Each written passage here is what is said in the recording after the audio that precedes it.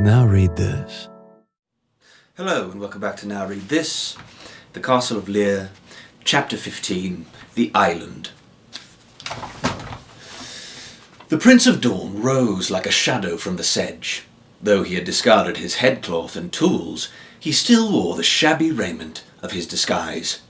Perched on Gwydion's shoulder, Cor blinked and ruffled his feathers, indignant at being awakened. Seeing Taran, however, he bobbed his head and began croaking with excitement. Taran, startled, cried out. Prince Rune, waving his sword with great vigour and making as fierce a face as he could, hastened to join Taran. "Why, it looks like the shoemaker," Rune called, lowering his weapon as he caught sight of the tall figure. "Is it indeed? Whatever have you done with those sandals you promised?" "Alas, Prince Rune," Gwydion replied, "your sandals must wait on other matters." "This is no shoemaker, but Gwydion, Prince of Dawn," Taran hurriedly whispered. Gurgi and Fflewddur had now run up. The bard's jaw dropped. "Great Belin," stammered Fflewddur. "To think we shared a stable at Dinas Rhydant. Lord Gwydion, had you only made yourself known to me." "Forgive me for deceiving you," answered Gwydion. "I dared not do otherwise. Silence then was my best shield." "I would have sought you at Dinas Rhydant," Taran said, "but Mag gave us no time. He has stolen away Eilonwy. We have been told of a place called Llyr, where he might have taken her, and have been trying to make our way there." "Thanks to Cor, I know a little of what has befallen you," Gwydion said. "He told me you had chosen to follow the river. He lost you when Lyanne pursued him, but found me here." "Acren too sought Llyr," Gwydion went on quickly. "When I learned of this, I strove to follow her ship. One of the fisherfolk sailed with me to the northern coast. Your island people are bold," he added, glancing at Rune. "Remember them with honour when you shall be king of Mona. The fishermen would have brought me to Llyr itself. This favour I could not accept, for I dared not reveal my mission to him. Yet before he returned to Mona Haven, he willingly gave me the small boat he carried aboard, and would take no reward for his risk or his generosity." "Have you already gone to Llyr?" Taran asked. "Was there any trace of Eilonwy?" Gwydion nodded. "Yes, but I have failed to save the princess," he said heavily. "She is Acren's prisoner. Mag moved more swiftly than any of us." "The spider!" cried the bard with such heat that Cor started up in alarm. "The sneering, sneaking spider! I beg you, let me deal with him. He and I have a long score to settle, and it grows longer every moment." He raised his sword. "I shan't need this. When I find him, I'll squash him with my bare hands." "Hold, hold," ordered Gwydion. "Spider he may be, but his sting is all the more deadly. His vanity and ambition have made him Acren's willing creature. He shall be dealt with, and so shall Acren. Our concern now is for Eilonwy." "Can we not free her?" Taran asked. "How closely is she guarded?" "Last night I rode to the island," Gwydion said. "In the little time I remained there, I could not discover where the princess is held, though I saw that Acren has but a paltry company of warriors, hirelings and outlaws who have cast their lot with her. None of Aron's deathless cauldron born is among them." He smiled bitterly. "Without the protection of the Lord of Anuvan, haughty Acren commands only lackeys." "Then we can attack them now," Taran cried, his hand on his sword. "We are enough to overcome them." "This task calls for strength of a different nature, and swords are not all we shall have to fear," Gwydion replied. "There is much I have not told you of this matter, and much that I myself did not know. Even now the riddle is not fully answered, but I have learned that Acren's plans are deeper than I had imagined, and Eilonwy's plight graver. She must be taken from Llyr before it is too late." Gwydion drew his cloak around him and stepped toward the riverbank. Taran caught his arm. "Let us go with you," he urged. "We shall stand with you should you need us, and guard Eilonwy's escape." The tall warrior paused and glanced at the waiting companions. He turned his green-flecked eyes on Taran and studied him closely. "I do not doubt the courage of any of you, But Cair Calor holds greater peril than you know." "Eilonwy is dear to me, to all of us," Terran said. Gwydion was silent a moment, his weathered face grim and withdrawn. Then he nodded. "It shall be as you wish. Follow me." The Prince of Dawn led the companions from the marshy fields to a narrow shoulder of beach. From there they passed along the edge of the sea to a sheltered cove where a small boat bobbed at the end of a mooring line. Gwydion beckoned the companions to step aboard, took the oars, and with swift, noiseless strokes guided the little craft seaward.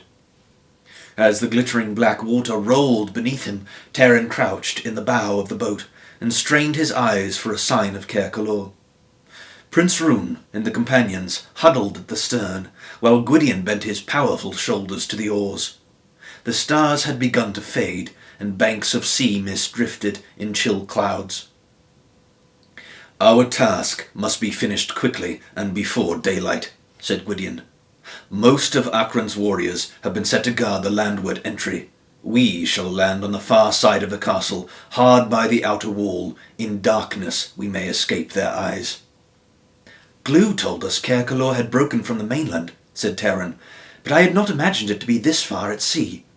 Gwydion frowned. "Glue? Cor said nothing to me of Glue." "It was then that Cor left us," Terran explained. "Small wonder he could not find us again, for we were deep underground." He told Gwydion of finding Eilonwy's bauble, the treachery of Glue, and the strange book. Gwydion, who had been listening intently, shipped the oars and let the boat drift. "Alas that you did not speak of this sooner. I would have found better means of safeguarding it," he said, as Terran handed him the golden sphere, which began to glow brightly. Gwydion spread his cloak and shielded the light. Quickly he took the book from Terran's hands, opened it, and brought the bauble closer to the empty pages. The ancient writing sprang into sight. Gwydion's face was tense and pale.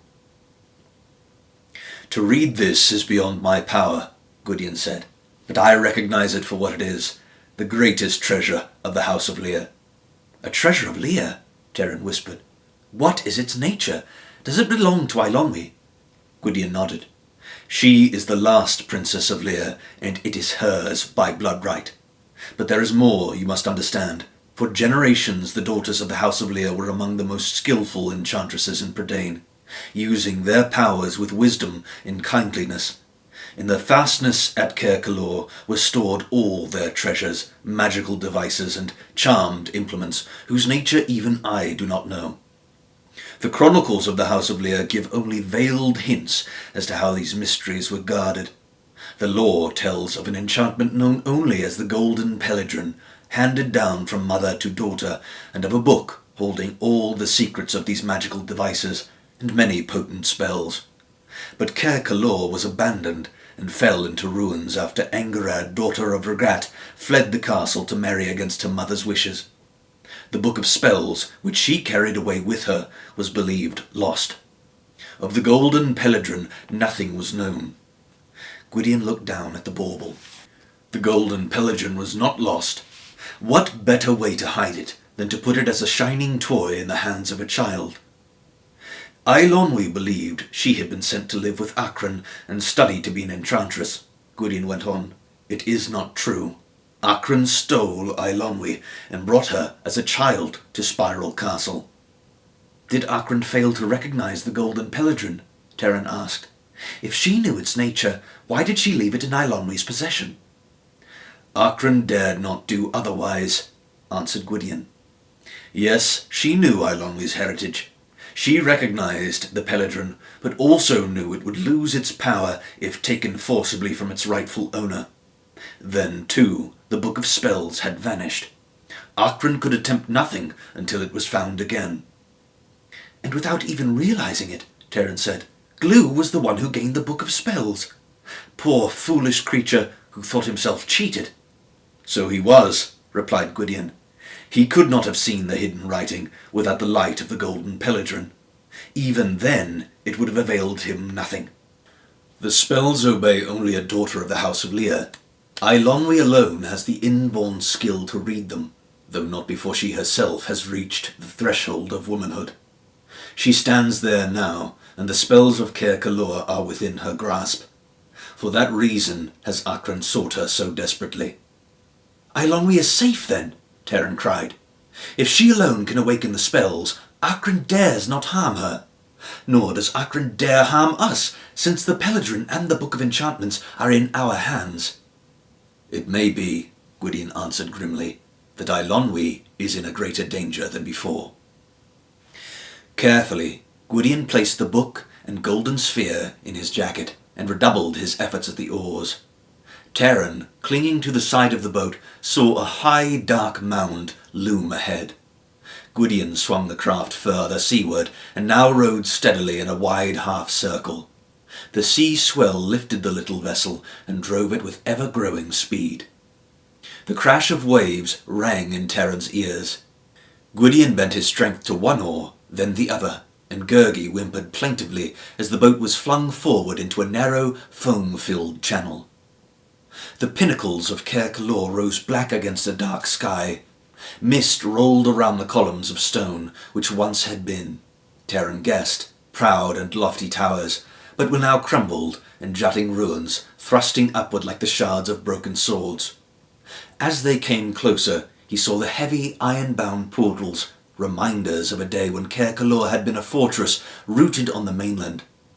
The gates faced the sea, but since the castle had sunk lower, they stood half-submerged in the restless water. Waves churned and beat against them as though to take the ruins by storm and wreak their last destruction. Near the massive portals, wind and water had gouged a cave-like hollow, and here Gwydion moored the boat and gestured for the companions to disembark. As they clambered to the rocks, Terran heard a tormented groaning and creaking from the gates, as though they had gained their own voice and cried out against the onslaught of the waves. Gwydion climbed upward. Finding a handhold among the sharp stones, Rune painfully toiled after him, with Terran and Gurgi following to catch the Prince of Mona should he fall. Fluda struggled along silently. Kor had already flown to the walls, and Terran envied the crow his wings as he saw the sheer facing of stone and the broken parapets brooding high above. Gwydion led them along the base of the wall toward the heavy lintels of the gate. The bastion was cleft as though by a sword stroke, and loose rubble had fallen into the breach. The Prince of Dawn signalled them to halt. "Remain here," he ordered in a low voice. "I shall go first and learn where Acren's guards are posted." Noiselessly he vanished into the cleft. The companions crouched among the rocks, not daring to speak. Terran rested his head on his arms. His thoughts turned again and again to Eilonwy and to the words of Gwydion. He could barely bring himself to believe the slender, laughing girl could command powers perhaps as strong as those of Acren. Soon, he told himself, Eilonwy would be free. But as his impatience grew, so too did his fear, and he looked up anxiously, straining eyes and ears for a sign of Gwydion. He was tempted then to follow the Prince of Dawn, but in another moment Gwydion appeared from the shadows. "Acren pays for a poor vigil," Gwydion said with a hard smile. "One sentinel watches landward, another leans drowsy on his sword. The others sleep." The companions pressed through the cleft. The task now was to discover Eilonwy's prison, and Terran's heart sank. Within the walls, the ruins of Cair Calor stretched like a great skeleton. Its tumble of once regal halls and towers lay before the companions, and Terran glanced with dismay at Gwydion. The tall warrior motioned for the companions to draw their swords and indicated where each of them was to search. Fluda was about to move toward the outlying buildings when Terran nearly cried aloud. Kor fluttered from one of the towers and swooped down to perch on Terran's upraised arm. The crow beat his wings, flew aloft once more, and circled the pinnacle. "He's found her," Terran whispered. "Our search is over." "It has only now begun," warned Gwydion. "One of us shall climb up and see if it is possible to free her. The others shall take positions farther along the wall to guard against surprise by Acren's warriors." "I shall," Terran began, then hesitated and turned to Prince Rune. He bowed his head. "She will be your betrothed. It was your wish that you—" "That I shall prove my valor to the princess. Yes, Roon said slowly, but it is my wish no longer. I'm quite content proving it to myself, and I rather guess you might really be the one Eilonwy would prefer to see first. Taran glanced at Gwydion, who nodded and directed the others to move on the landward side of the castle. As Roon went to join Gurgi and Fluda, Gwydion knelt and drew the book and the golden sphere from his jacket. "If aught should go amiss, these must not fall into Akron's hands," he said, setting the objects carefully beneath the loose stones. Deftly he replaced the rubble and smoothed the earth around it. "This must serve to guard them until we return." Cor had flown back to Taran. Gwydion rose, and from his belt took a coil of slender rope, made a loop on the end, and held it out to Cor, murmuring softly to the crow. The bird snatched the line with his beak and flapped silently to the jagged pinnacle, hovered above a jutting stone, then dropped the loop securely over it. Gwydion turned to Taran. "I know what is in your heart," he said gently. "Climb up, Assistant Pibkeeper. I leave this task to you." Taran raced to the bottom of the tower. The rope pulled taut under his weight, and the mist swirled about him as he sought a foothold in the rough wall. He tightened his grip on the cord and drew himself upward. A sharp gust of sea wind buffeted him. For an instant he swung free of the tower. Below, the waves dashed against the rocks. He dared not look down, but desperately strove to halt the dizzying motion. His foot struck stone again. Bending all his strength to the rope, he climbed higher. A casement opened just above him, and Taran hoisted himself to the ledge. Within the small chamber, a rush light burned fitfully. His heart leapt. Eilonwy was there. The princess lay motionless on a low couch. She still wore the robe Teleria had given her, though now it was torn and mud splattered. The red gold hair tumbled about her shoulders, and her face was pale and drawn. Taran hurriedly swung himself over the ledge, dropped to the flagstones, and hastened to Eilonwy's side. He touched her shoulder. The girl stirred, turned her face away, and murmured in her sleep. "Quickly," Taran whispered. "Gwydion waits for us." Eilonwy roused, passed a hand over her forehead, and opened her eyes. At the sight of Taran she gave a cry of surprise. "Gurgi is here too," Taran said. "Fluda, Prince Roon, all of us. You are safe. Hurry." "That's very interesting," said Eilonwy sleepily. "But who are they? And for the matter of that," she added, "who are you?" Hey, you want to buy something? You can check the description for my books and audiobooks. Thank you so much for watching, and don't forget to like and subscribe for more content.